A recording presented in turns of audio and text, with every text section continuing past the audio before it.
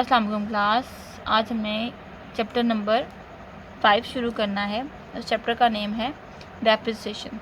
अब डेप्रिसिएशन का क्या मतलब होता है? फसुर्दगी। आसान लफ्ज़ों में हम कहेंगे किसी भी चीज़ का ख़राब हो जाना, टूट फूट हो जानी उस चीज़ की, ठीक है, वो कहलाती है डेप्रिसिएशन।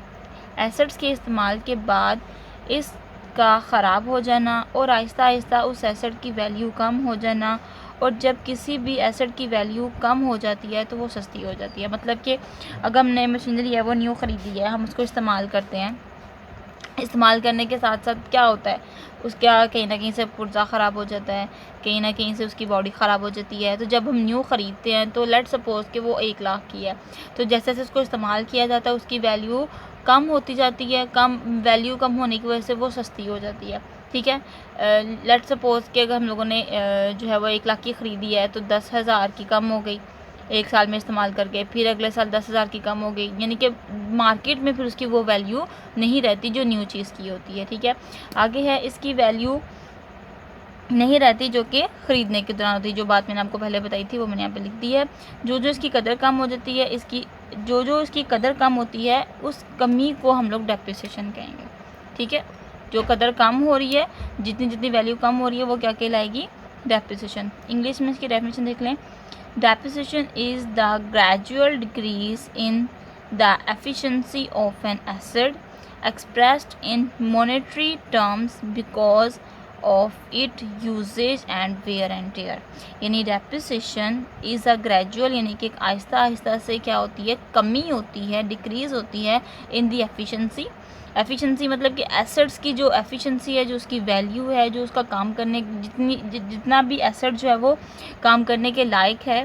ठीक है, एसेट्स की जो एक्सप्रेस करते हैं मॉनेटरी टर्म्स में, यानी कि जितना भी वो काम करने के लायक रहता है उसको मॉनेटरी टर्म मतलब कि पैसे में उसकी मालियत को चेक करना कि किस तरह से हमारी डेप्रिसिएशन जो है वो हो रही है, किस तरह से हमारी एसेट की कमी हो रही है और कितने पैसों से हो रही है, उनको मॉनेटरी टर्म्स में जो है वो चेक करना जो है वो डेप्रिसिएशन कहलाता है।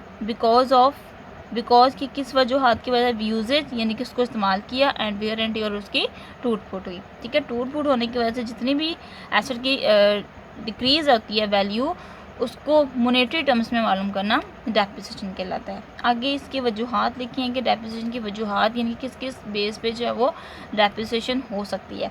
सबसे पहले इंटरनल यूजेज। इंटरनल मतलब कि अंदरूनी इस्तेमाल। मिसाल के तौर पे हम फैक्ट्री है, उस फैक्ट्री में जो है वो ये चीज़ें यूज़ हो रही हैं। ठीक है, अगर हम लोग घर की बात करते हैं तो घर में फर्नीचर है। ठीक है, फर्नीचर में चेयर्स आ जाती हैं, टेबल्स आ जाते हैं, बेड्स आ जाते हैं। ठीक है, ये सारा कुछ आ जाता है, डाइनिंग टेबल वगैरह आ जाता है। अब कहीं ना जब इसको नया ख़रीदा होगा, ज़ाहिर सी बात है कि उसकी जो है वो वैल्यू ज़्यादा होगी, उसके प्राइस भी ज़्यादा होंगे। इसको घर में इस्तेमाल करने के लिए हम लोग ले आए हैं, तो कहीं ना कहीं से चेयर है वो ख़राब हो गई है, उसकी पॉलिश उतर गई है, या उसकी टांग टूट गई है, टेबल ख़राब हो गया, या हमारा बेड ख़राब हो गया है, तो उसको हम इस्तेमाल कर रहे हैं, इस्तेमाल करने की वजह से वो टूट रही है चीज़, तो वो हमारे पास इंटरनल यूजेज कॉज कहलाएगा डेप्रिसिएशन का। ठीक हो गया। उसके बाद है बिल्डिंग की बात करें। अब बिल्डिंग जब हम लोग न्यू बनाते हैं, आपको पता है कि बहुत पैसा लगा के जो है वो एक बिल्डिंग बनाई जाती है, तो कहीं ना कहीं से अगर किसी बिल्डिंग की वॉल ख़राब हो जाती है, दीवार है, या उसका पेंट जो है वो उतर जाता है, या छतें वगैरह जो हैं वो ख़राब हो जाते हैं, या कहीं से फ़र्श वगैरह ख़राब हो जाता है, तो आपको पता है कि वो किस में आएगा, वो डेप्रिसिएशन में आएगा, क्योंकि हम उसको इस्तेमाल कर रहे हैं बिल्डिंग को, और बिल्डिंग को इस्तेमाल करने की वजह से उसकी वैल्यू कम हो जाती है, तो वो हमारे पास डेप्रिसिएशन कहलाती है। उसके बाद हम मशीनरी की बात करें। मशीनरी के कोई ना कोई स्पेयर पार्ट जो से उसका कोई पुर्जा है वो ख़राब हो जाता है। ठीक है, हम उसको ठीक करवाने के लिए भिजवा देते हैं। ठीक है, कहीं ना कहीं से मशीनरी जो है वो ख़राब हो जाती है, तो अब मशीनरी को जब नया लाया जाएगा तब तो वो महंगी होगी, लेकिन इस्तेमाल करने के बाद उसकी वैल्यू कम हो जाएगी, तो वो क्या कहलाएगी? वो डेप्रिसिएशन कहलाएगी। इस पर याद रखिएगा, एक ऐसा एसेट है लैंड। ठीक है, लैंड एक वाहद एसेट है जिसकी वैल्यू कम नहीं होती, बल्कि इस्तेमाल करने से उसकी वैल्यू ज़्यादा होती है। ठीक है, क्यों? क्योंकि ज़मीन जो है वो जितनी ज़्यादा इस्तेमाल हो उसकी वैल्यू उतनी ज़्यादा होती है। इसकी एग्जांपल मैं देती हूँ कि लेट सपोज़ कि हमारी यानी कि कोई ज़मीन है, वहाँ पे कोई भी नहीं रह रहा, हम रहीम गार्डन की एग्जांपल ले लेते हैं। ठीक है, ये जो ज़मीन थी पहले न्यू जब बनी थी तब हमें 50,000 रुपीज़ जो है वो पर मरला के हिसाब से मिल रही थी, ठीक है। तब वहाँ पे कोई नहीं था रहता, उसको कोई इस्तेमाल नहीं था करता उस ज़मीन को, इसलिए उसकी वैल्यू कम थी। अब अगर वहाँ पे आप देखो, वहाँ पे स्कूल है, कॉलेजेस हैं, इसके अलावा वहाँ पे गार्डन्स हैं, मस्जिद बन चुकी है, और भी बहुत ज़्यादा वो डेवलप एरिया होता जा रहा है। मतलब कि क्या, लोगों के इस्तेमाल में आता जा रहा है। इस्तेमाल होने की वजह से क्या हुआ, उसकी वैल्यू में इजाफा हो गया। वही जहाँ पे हमें 50,000 का मरला मिलता था, अब वही मरला हमें तकरीबन 2.5 लाख का मिल रहा है, या इससे भी ज़्यादा।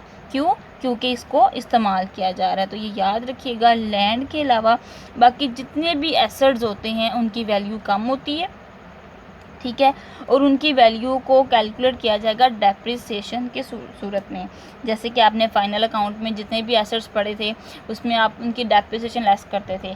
अब वो जो परसेंटेज होती थी कि जी 10% डेप्रिसिएशन ले लो, या 12% ले लो, ठीक है, या 5% डेप्रिसिएशन ले लो, आपने ये सिर्फ वैल्यूज़ देखी थी, अब इतने परसेंट ले लो, इतने परसेंट। अब ये परसेंटेज आती कैसे है, हमें पता कैसे चलता है कि जी इतने परसेंट इसकी वैल्यू कम हुई है या इतने परसेंट कम हुई है।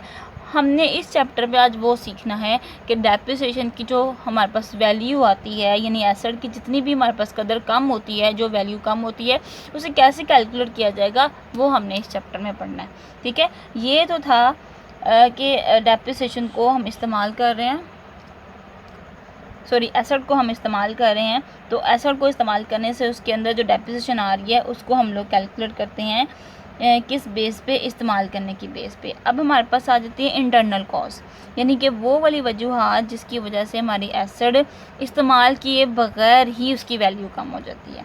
मतलब कि हम खुद उसको इस्तेमाल नहीं करते, कोई बाहर की कोई वजह ऐसी हो जाती है जिसकी वजह से उसकी वैल्यू कम हो जाती है। इसकी सबसे बड़ी एग्जांपल है एक्सीडेंट।